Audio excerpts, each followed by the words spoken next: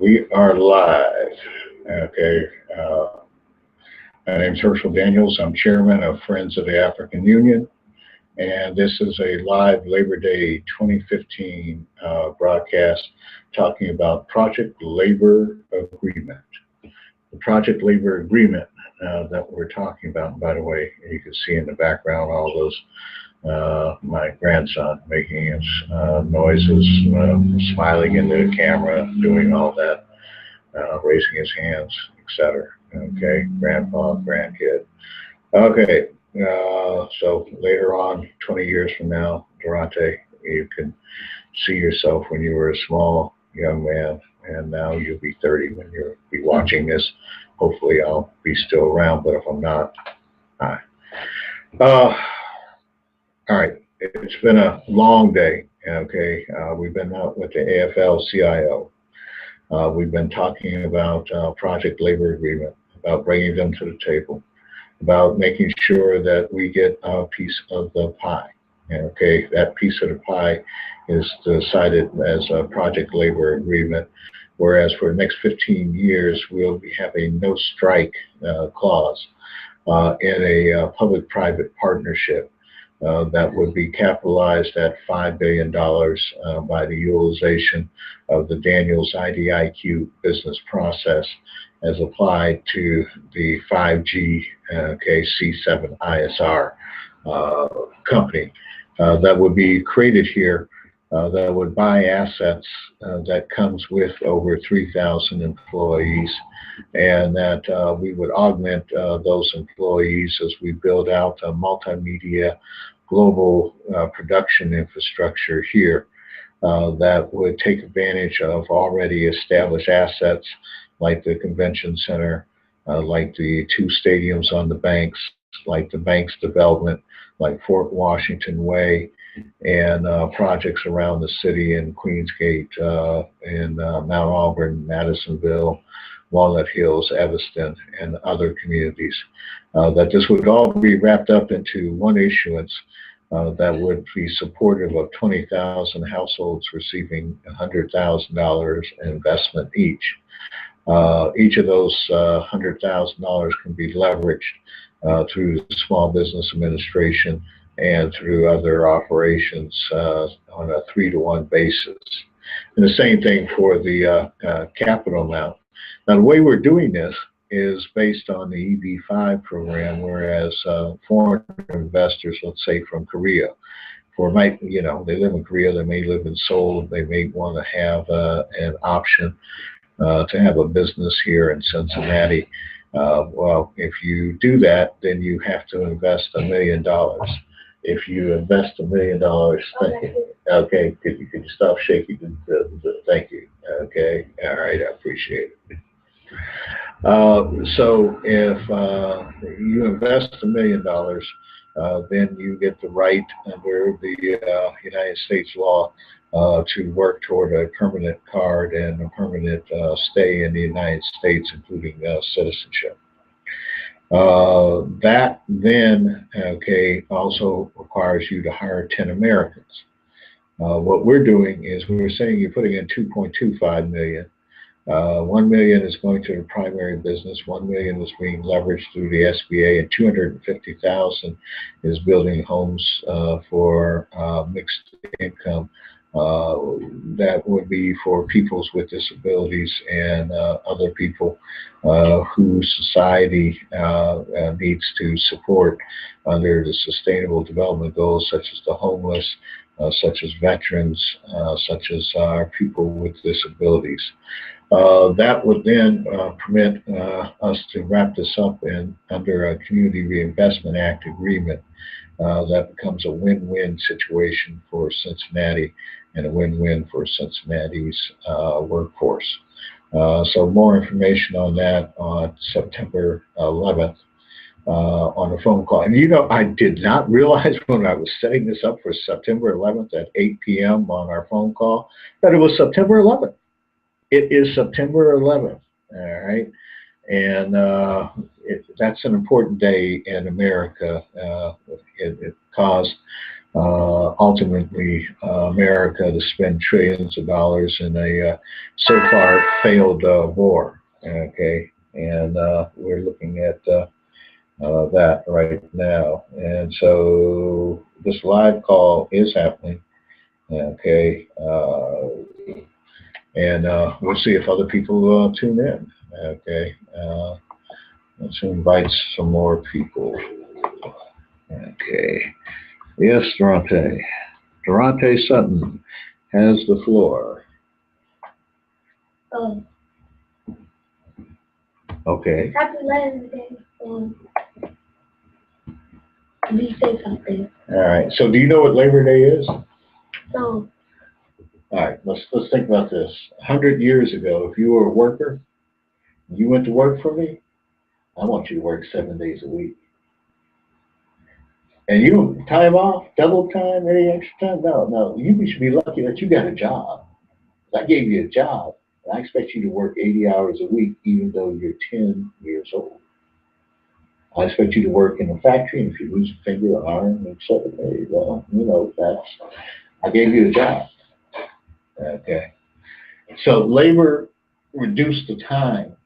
Unionized labor, they literally fought in the streets against industrial America and industrial around the world, said, we want a job that pays 40 hours a week and lets us have time on the weekends to be with my family. So, when we went out to that Labor Day today, and the reason they paid for all that, and you saw a lot of families, is because that's what that was supposed to be about, that you work 40 hours a week. Then you got, time to spend with, in my case, with my grandson. Okay. All right.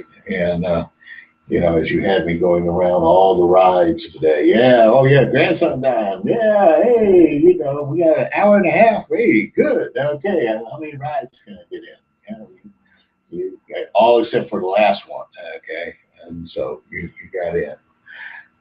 So that was the other part of my Labor Day. We were out at Coney Island, which used to let us in. Okay, well now it does because of Marion Spencer. We are able to be in. Okay.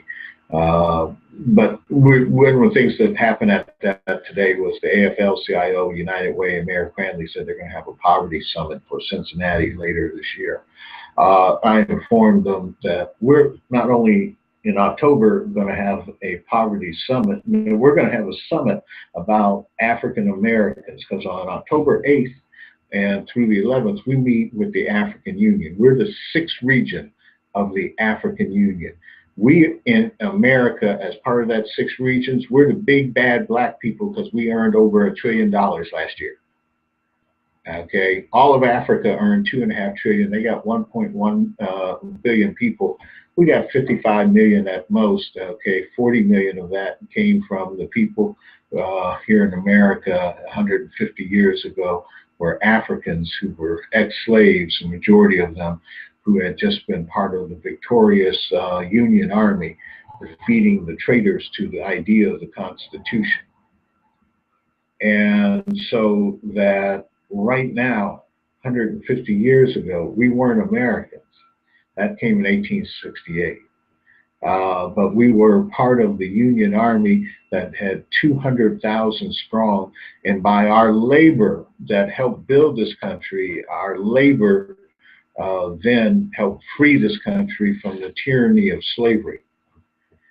But the funny part is, as Union labor got more organized, they more fought against us. Why? Because we were the disruptive force. Okay. See, if I'm a capitalist and you're arguing for me to reduce my work week from 80 hours to 60 hours to 40, I got this African American over there and said, "Hey, boss, you know what? 60 hours? Yeah, I can do that. I used to be a slave. Okay, I didn't get paid anything. All right, so you." And, it's not like it was distant to them while labor was organizing, because remember, many of those slaves lived through the early World War I days, okay? And, they knew what it was to be a slave, and knew that to be a worker was just a little bit better than being a slave then. And you know, y'all who are trying to get the unions and build them up, oh, you don't want us in the unions. Well, you know, that's how the compromise, you know, Tuskegee came about. But by the time of the 1920s and 30s, some labor unions, the International Workers of the World, the Wobblies, okay, we were right up in there in all levels. The CIO and the AFL, okay, American Federation of Labor and the Congress of Industrial Organizations, not so much. Okay, but when they combined and went into World War II, it took some of our leaders and said, hey, you know, we're going to march on you. We're going to be in Washington, D.C. We don't care you fighting the Germans. We fighting lynching. We're fighting this. You know, America's at war, but at home, you know, that's less than 5% of Americans involved in that. But, you know, where's the jobs? Where's the jobs? Okay, Mr. President.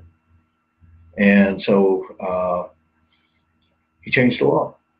Roosevelt changed the law, started to give contracts, okay, that let us be in those plants, okay. So here we go. It's one of the things that we need to be aware of. It's one of the things, what, Veronica? I want to say that what are the African Union? Yeah. What about it? Is that one there? Everything we're saying right now is on there. Um, that like friends means friends and African people they still like then they fight wars. Everybody fights wars, okay.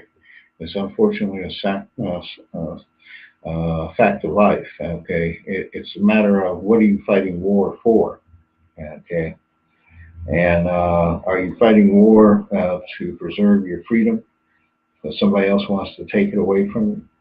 Are you fighting war so that you do something right? Like in World War II, Nazi Germany wanted to take over the world, and they were killing people by the job lot. They were just taking you, putting you on a train, and putting you in a concentration camp and killing you.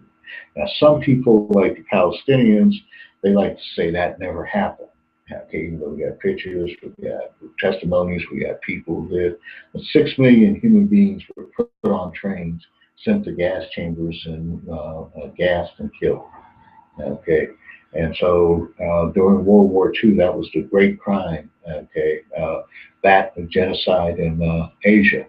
But we also, before that, we had a genocide, okay, when we were brought here to the Western world, okay, we were sold into slavery.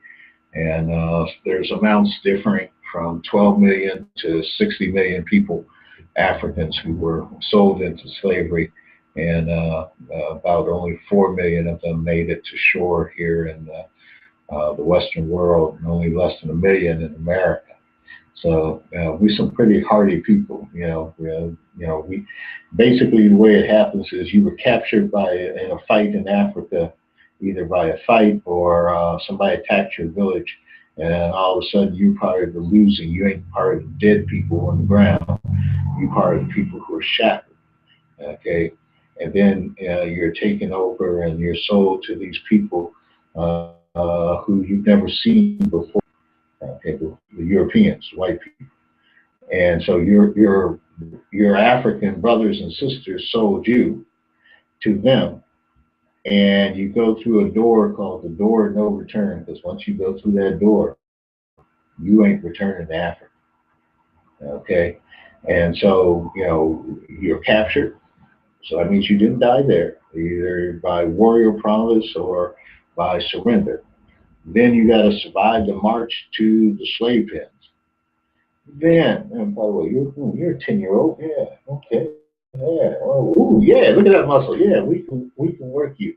You don't cost as much to feed as the man over there. Okay. And plus, we can train you. Yeah, that man over there, that boy over there, because they're never going to call him a man. He's a boy. He's now a slave. He's now, I own you. Okay.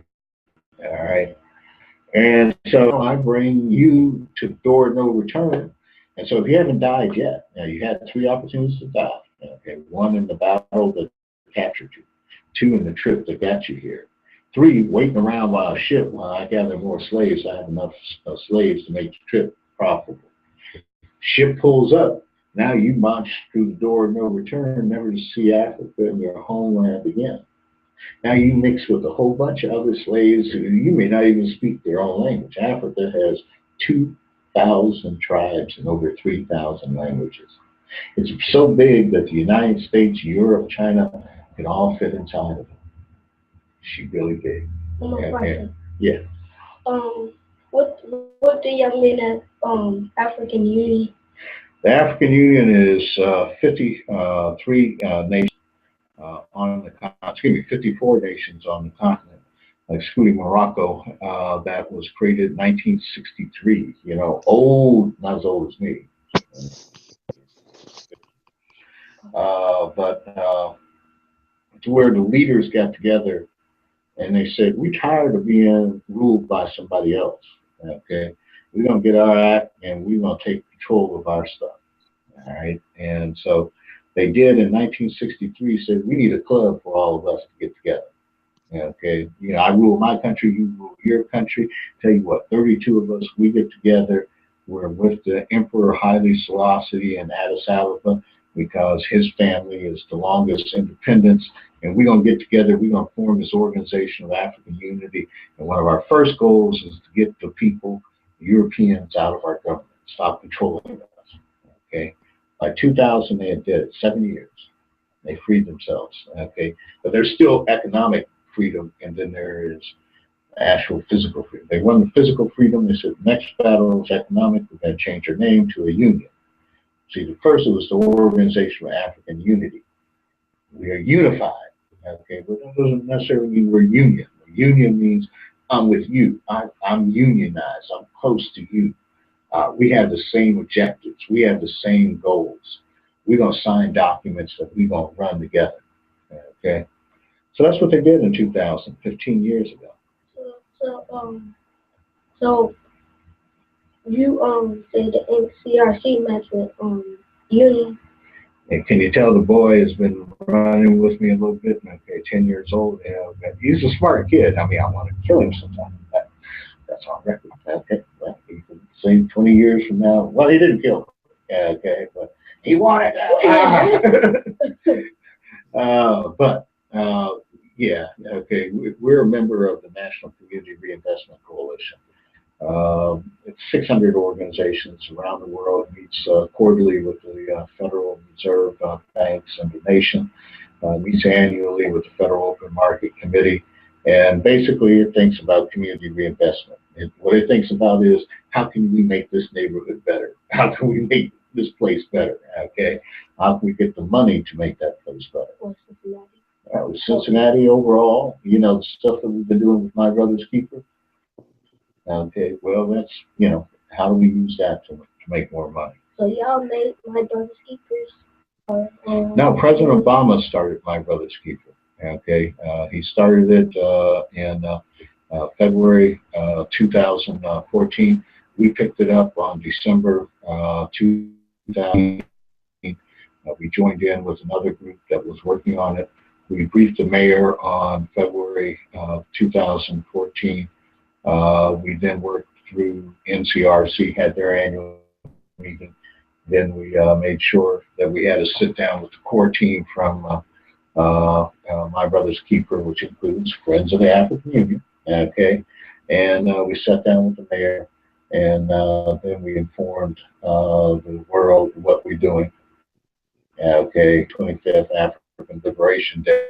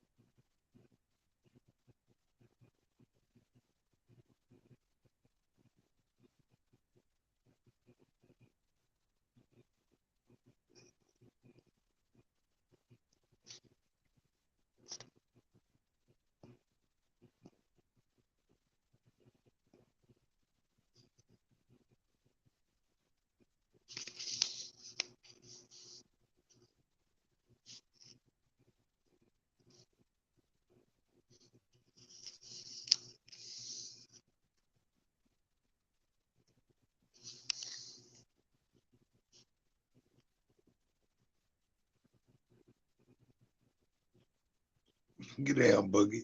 Boogie, get down. Boogie, get down.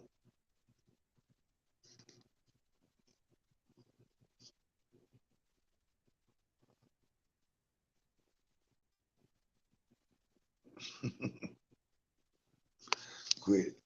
Quit. Oh, my shit.